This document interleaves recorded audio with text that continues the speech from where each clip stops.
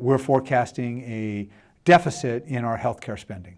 We're seeing a tremendous rise in healthcare costs. We're seeing about 8 to 10% medical inflation. So it's costing more to go to the doctor.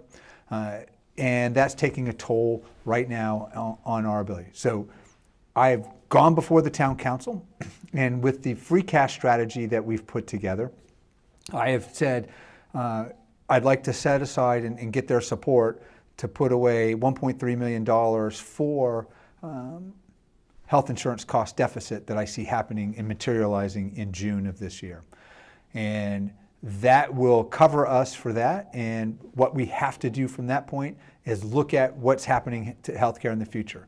We've been dealing with our insurance provider, right, and looking at potential solutions and what the potential increase for health insurance will be next year. Town is tracking 15% increase across the board for our health insurance costs. That's a huge... 15%? It's a huge cost, yeah. And the way they base the cost and they calculate this is they look at our past 24 months of performance of our claims history, right? And our claims history right now on average is at about 100%, 108% of premium. So premium is what we collect from the employee and what the town puts in. So we do a 75-25 share for health insurance.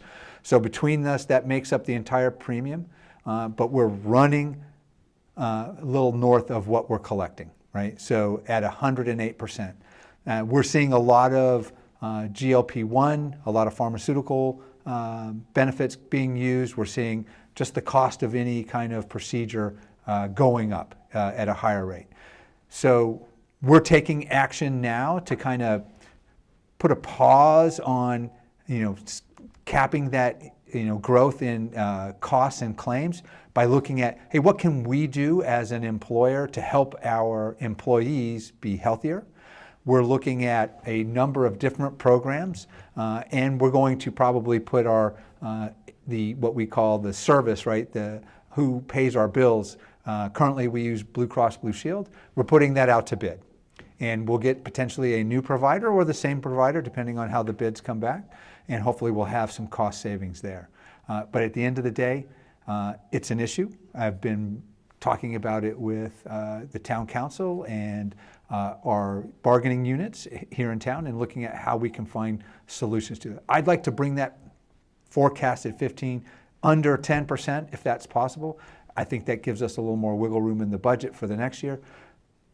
But it amounts to about $1.7 million when you put it all together in FY26, increased costs for the town. Wow. And then the employees will see probably that same 15% increase in the cost of that service as well.